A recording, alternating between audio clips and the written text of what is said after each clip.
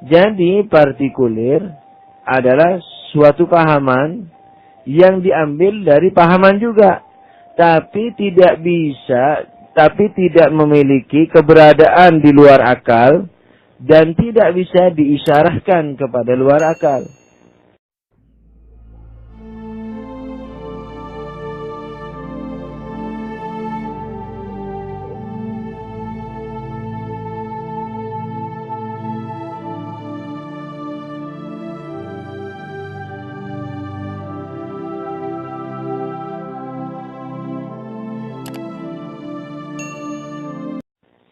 A'udzu billahi minasyaitonir rajim. Bismillahirrahmanirrahim. Astaghfirullah rabbi wa atubu ilaih. Walhamdulillahi rabbil alamin. Tsumma ssalatu wassalamu ala asyrafil anbiya'i wal mursalin. Habibina wa habibi rabbil alamin Abil Qasimi Muhammad. Allahumma shalli ala Muhammad wa alihi. Wa ala alihi at-tayyibin at-tahirin al-ma'sumin al-muntajabin. Amma ba'du, assalamualaikum warahmatullahi wabarakatuh.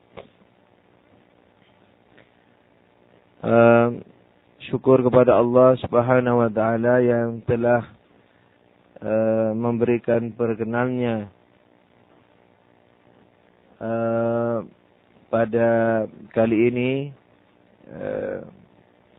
yaitu memperjumpakan kita kembali pada pelajaran logika 5 yang insyaallah kita akan syukuri kesempatan ini dengan bersungguh-sungguh merenunginya dan menerapkannya dalam kehidupan kita. Pelajaran kali ini adalah ilmu tahap pertama dan ilmu tahap kedua. Sebagai penjelasan pendahuluan, ilmu tahap pertama adalah ilmu atau apapun gambaran yang kita punyai di dalam akal kita yang diambil dari wujud-wujud atau umumnya eksistensi di luar akal kita. Jadi ini ilmu tahap pertama. Misalnya, kita memahami api, gunung, langit, dan seterusnya. Pahaman-pahaman ini yang masih merupakan pahaman sederhana, yakni bukan berarti tidak berproposisi atau tidak berhukum. Kita melihat pembagian kali ini hanya dari sisi tahapannya, yakni bahwa dia memiliki tahapan pertama atau kedua, di mana tadi dikatakan bahwa tahapan pertama adalah ilmu-ilmu yang kita dapatkan dari eksistensi yang ada di luar akal kita, seperti api, gunung, dan seterusnya. Begitu pula, mungkin kita akan memahami pahaman-pahaman yang kita dapatkan dari wujud dalam juga, yakni eksistensi yang ada di dalam akal kita. Akan tetapi, dia ini, yakni penglihatan kita ini terhadap pahaman yang ada dalam akal ini, katakanlah masih merupakan pahaman-pahaman yang merupakan semacam cermin, katakanlah begitu, bagi pahaman-pahaman itu sendiri. Jadi kalau boleh dikatakan yang pertama, jadi tahapan pertama ini sebagiannya diambil dari wujud-wujud luar yang merupakan cermin. Jadi pahaman kita merupakan cermin bagi wujud luar. yakni wujud dalam akal merupakan cermin bagi wujud luar akal. Tapi kadang-kala wujud dalam akal ini juga merupakan cermin bagi wujud dalam akal yang lainnya. Misalnya, kalau yang pertama tadi gunung, api, air, dan seterusnya. Kalau yang kedua ini misalnya bahwa air itu misalnya sama dengan darah misalnya. Jadi pahaman sama di sini itu membandingkan apa-apa yang ada di dalam akal. Tapi yang di dalam akal ini juga cermin bagi yang di luar akal. Jadi misalnya darah dan air yang ada di dalam akal merupakan cermin bagi yang ada di luar akal. Lalu akal kita memahami pahaman yang lainnya daripada sekedar memahami air dan darah ini, dipahaminya sebagai misalnya sama-sama cair, atau Ali dan Hussein sama-sama manusia. Pahaman sama, misalnya sama, nah itu boleh dikata bahwa dia ini merupakan pahaman dalam akal yang merupakan cermin bagi yang ada dalam akal juga. Jadi sama atau tidak sama. Misalnya Ali dan Hussein sama-sama manusia, tapi tidak sama wajahnya. Atau air dan darah sama-sama cair, tapi tidak sama warnanya. Pahaman sama dan tidak sama, ini masih tergolong dari pahaman pertama. Jadi pahaman pertama, kalau boleh saya ringkas, adalah pahaman-pahaman yang merupakan cerminan bagi wujud luar atau cerminan bagi wujud dalam. Nah, di mana wujud dalam ini merupakan cerminan bagi yang di wujud luar. Alhasil dalam istilah buku saya ini saya artikan dengan, saya katakan dengan perbandingan-perbandingan sederhana. Yakni apa perbandingan sederhana? Yakni merupakan pahaman-pahaman yang masih mempunyai eksistensi di luar akal. Nah, tapi ingat bahwa eksistensi di luar akal ini bisa seperti darah dan air itu, bisa seperti sama dan tidak sama. Jadi sama dan tidak sama ini sebenarnya eksistensinya di luar akal tidak ada. Yang ada hanya dua keberadaan. Apakah yang satu lebih pendek, yang satu lebih panjang? Sama dan tidak sama ini merupakan sesuatu yang ada di dalam akal sebenarnya. Tapi kita bisa isyarahkan keluar akal. Ini pengisyarahan, penunjukan. Nah, jadi ketika masih terasa bisa seakan-akan ia ada di luar akal, nah itu masih merupakan perbandingan sederhana. Mudah-mudahan ini bisa dipahami secara baik karena penjelasannya campur dengan penjelasan filsafat, tetapi saya rasa bisa dipahami, khususnya nanti kalau kita melihat pahaman tingkat kedua. Jadi pahaman tingkat pertama adalah pahaman yang ada di luar akal atau seakan-akan ada di luar akal. Jadi pahaman yang mencerminkan hal-hal di luar akal atau pahaman yang mencerminkan hal-hal yang di dalam akal yang merupakan cerminan bagi luar akal. Seperti sama dan tidak sama tadi. Jadi air dan darah itu pahaman yang merupakan cerminan bagi wujud luar. Sama dan tidak sama merupakan cerminan bagi wujud dalam. Di mana wujud dalam ini mencerminkan hal di luar akal. Dalam yakni dalam akal, luar yakni luar akal. sekarang dengan kata lain, bagian pertama dari pahaman tahap pertama ini jelas merupakan cerminan atau pahaman-pahaman yang merupakan keberadaan-keberadaan di luar akal. Sedangkan bagian kedua dari pahaman pertama itu adalah yang bisa diisyarahkan keluar. Nah, keluar akal maksudnya. Jadi ada dua model daripada pahaman tahap kedua pertama ini.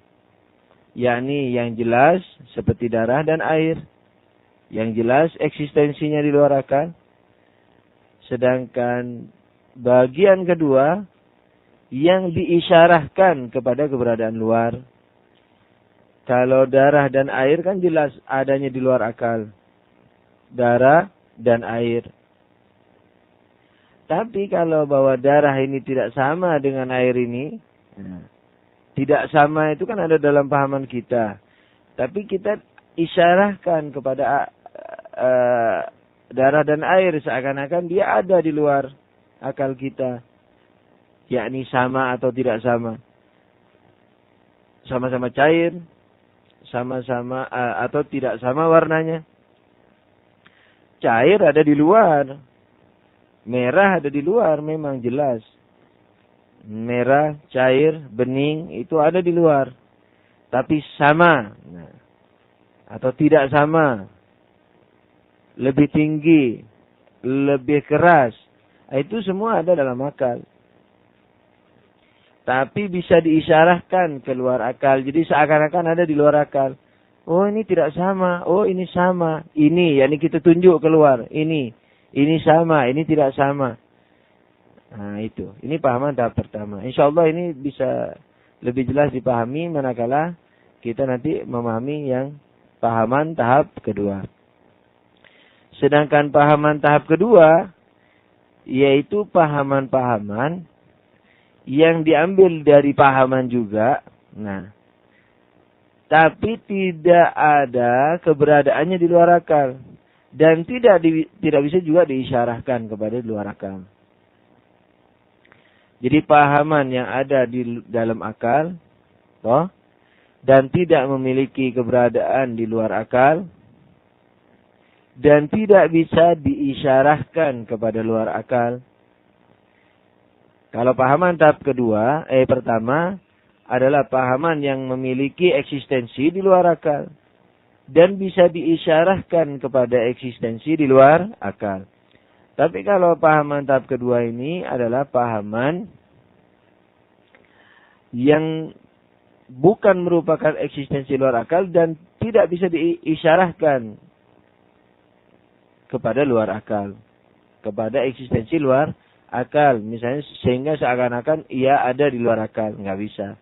Kayak pemahaman sama misalnya, kayak pemahaman tidak sama, lebih panjang, lebih pendek, lebih keras.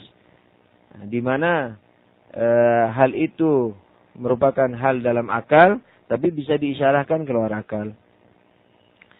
Tapi kalau pahaman tahap kedua ini sama sekali tidak ada jalan untuk itu.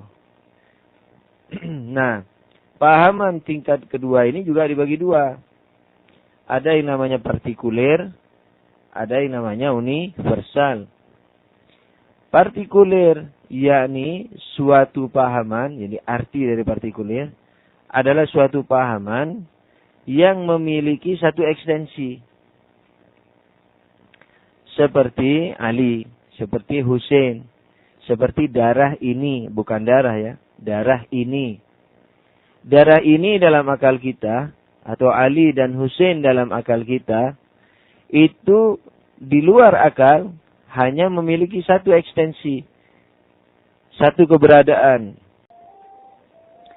Nah, ketika darah ini dalam akal kita, atau Ali dalam akal kita, atau Hussein dalam akal kita, di luar akal kita hanya memiliki satu keberadaan, yaitu darah ini yang ada di luar. Kemudian Ali yang ada di luar, Hussein yang ada di luar, maka pahaman tadi itu, yakni pahaman-pahaman tersebut itu disebut dengan pahaman apa? Partikuler. Disebut pahaman partikuler. Nah, jadi partikulir adalah suatu pahaman yang diambil dari pahaman juga. Tapi tidak memiliki keberadaan di luar akal dan tidak bisa diisyarahkan kepada luar akal. Gitu. Jadi partikulir adalah suatu pahaman yang didapat melalui pahaman juga dan tidak bisa diterapkan keluar pahaman. Jangankan penerapan, pengisyarahan saja tidak bisa. Nah, ini yang disebut pahaman partikulir. Esensinya sebenarnya esensi bahwa dia merupakan suatu keberadaan dalam akal dan tidak memiliki eksistensi di luar akal dan tidak bisa diisyarahkan kepada luar akal, itu sama dengan universal. Tapi bedanya kalau universal adalah pahaman yang memiliki lebih dari satu eksistensi. Jadi pahaman yang memiliki lebih dari satu eksistensi itu disebut pahaman universal. Seperti darah, seperti manusia, seperti gunung. Pahaman manusia, pahaman darah, pahaman gunung, itu disebut apa? Pahaman universal. Kenapa? Karena darah memiliki banyak keberadaan di luar akal, banyak eksistensinya. Kalau dalam bahasa kita banyak ekstensinya. Jadi banyak ekstensinya. Darah itu di luar akal ya, bukan darah itu dalam akal. Darah itu. Manusia juga fulan disebut manusia, fulan disebut manusia. Gunung Semeru, gunung apalagi Himalaya dan seterusnya. Gunung itu. Jadi gunung yang ada dalam akal kita memiliki ekstensi. Atau apa ekstensi ini? Memiliki eksistensi luar akal. Jadi eksistensi itu dibagi dua. Eksistensi luar akal, di mana eksistensi luar akal ini disebut juga ekstensi. Dan eksistensi dalam akal, di mana eksistensi dalam akal ini disebut pahaman atau ilmu. Nah, universal adalah suatu eksistensi dalam yang memiliki lebih dari satu eksistensi luar. Atau suatu pahaman yang memiliki lebih dari satu eksistensi. Nah, itu seperti gunung, darah, manusia, dan lain-lain.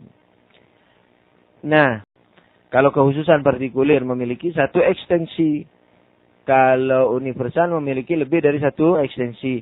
Kesamaan universal dan partikulir dalam satu hal, yaitu tidak memiliki eksistensi di luar akal. Dan tidak juga bisa diisyarahkan kepada eksistensi di luar akal. Jadi kita nggak bisa bilang kita katakan bahwa Ali di luar akal itu apa? Partikulir. Manusia di luar akal itu apa? Universal, nggak bisa. Jadi universal itu sendiri bersifat dalam akal dan partikulir itu juga bersifat dalam akal. Yakni apa? Substansi dia substansi dalam. Gitu.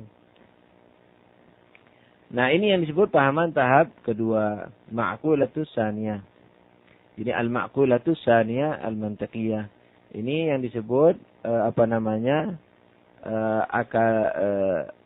pahaman-pahaman tahap kedua secara logika. Nanti kalau kita sudah belajar filsafat ada lagi pahaman kedua menurut filsafat. Bukan berbeda, ini peristilahannya. Pahaman kedua logika seperti ini, pahaman logika filsafat seperti yang insyaallah nanti akan kita pelajari. Nah, kesimpulannya adalah pahaman kita dibagi menjadi boleh dikatakan 3 tahapan, tapi 2 tahapan pertama itu disebut tahapan pertama, yaitu apa? Yaitu pahaman-pahaman yang memiliki eksistensi di luar akal secara langsung atau secara tidak langsung, yakni yang diisyarahkan tadi. Sedangkan bagian ketiga itu pahaman kedua, yaitu pahaman-pahaman dalam akal yang sama sekali tidak memiliki eksistensi di luar akal dan tidak bisa diisyarahkan kepada luar akal. Oke, mari kita baca naskah. Bismillahirrahmanirrahim. Pengertian atau ilmu tahap pertama dan tahap kedua. Pembagian kedua dari 3 pembagian ilmu terdahulu adalah dilihat dari sudut tingkatannya yang terbagi menjadi 2 bagian. Pengertian tahap pertama dan kedua. Naskah. Pengertian tahap pertama dan kedua ini dalam bahasa Arab disebut ma'kulatul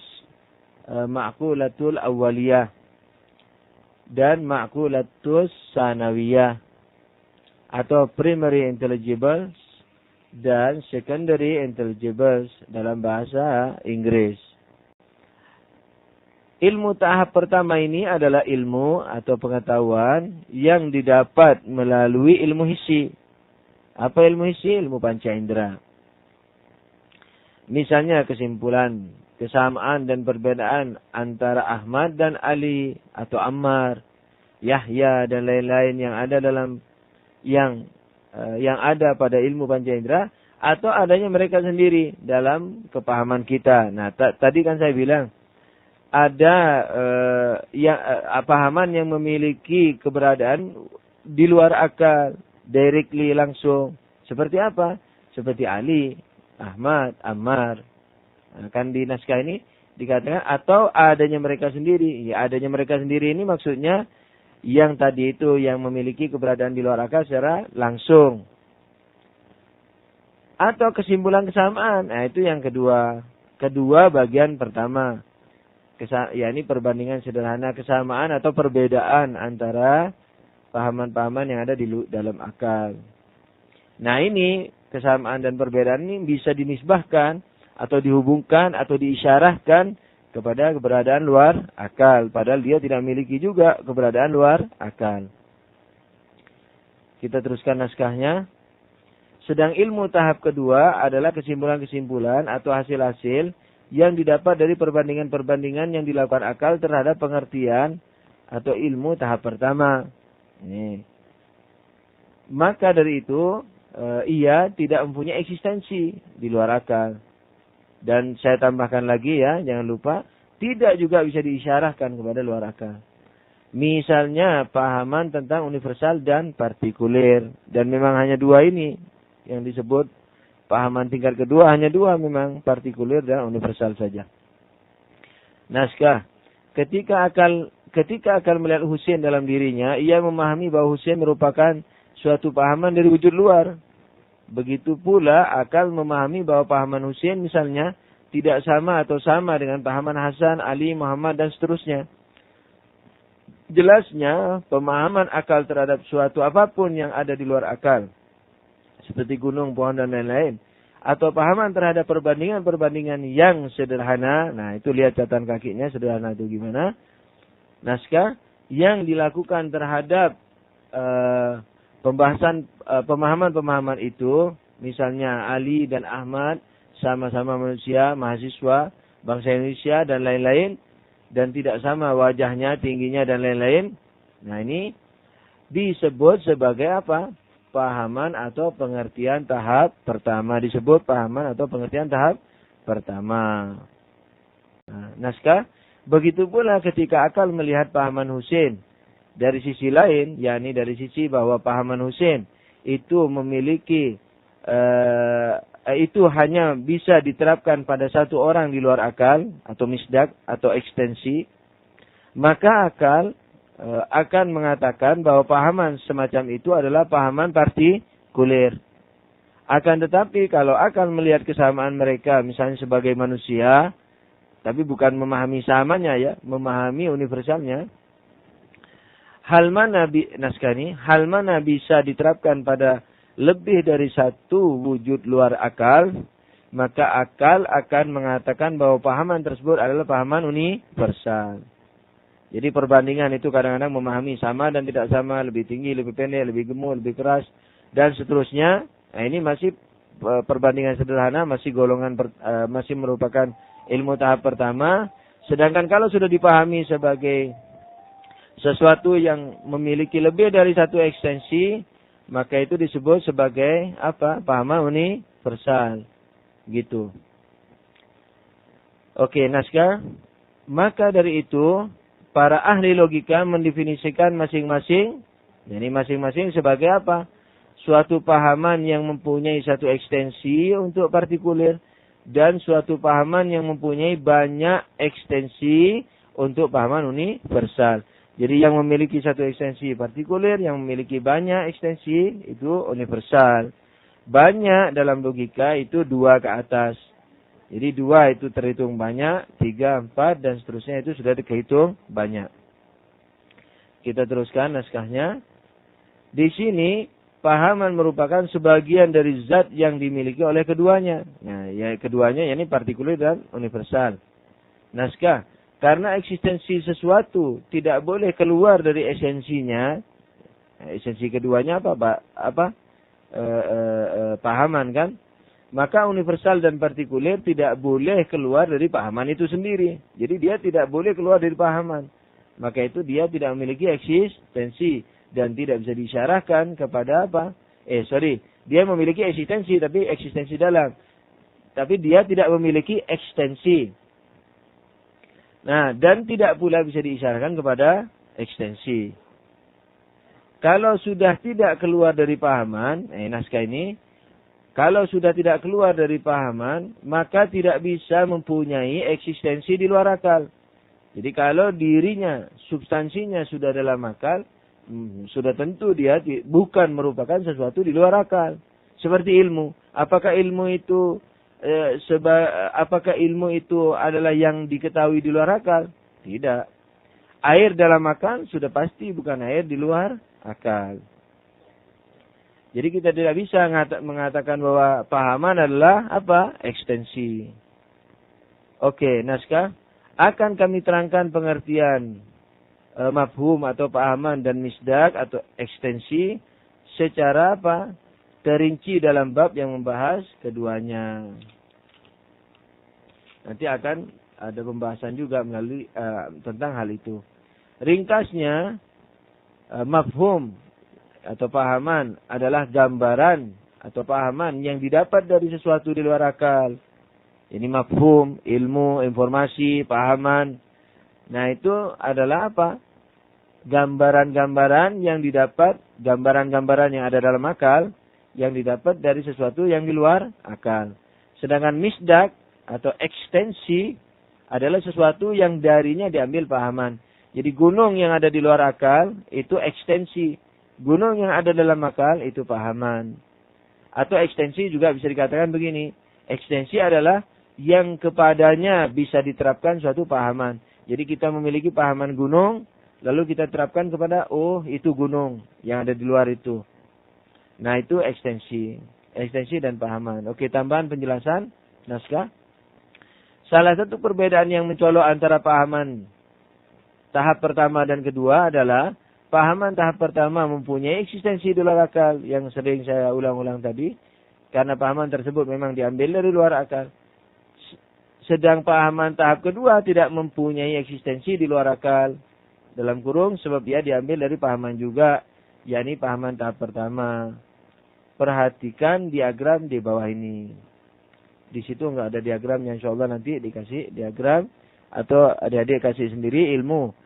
Sudah, diagram menjadi dua, tahap bercabang menjadi dua, tahap pertama dan tahap kedua. Tapi sebagai tambahan lagi bahwa mana tadi itu pahaman tahap pertama mempunyai eksistensi di luar akal. Nah, itu bisa dikasih tambahan lagi bahwa ilmu tahap pertama mempunyai eksistensi di luar akal atau bisa diisyarahkan kepada eksistensi di luar akal, gitu. Sedangkan ilmu tahap kedua itu tidak memiliki eksistensi di luar akal dan tidak bisa diisyarahkan kepada eksistensi di luar akal. Oke, sekian dulu perjumpaan kita kali ini. Wabillahi taufiq wal hidayah. Wassalamualaikum warahmatullahi wabarakatuh.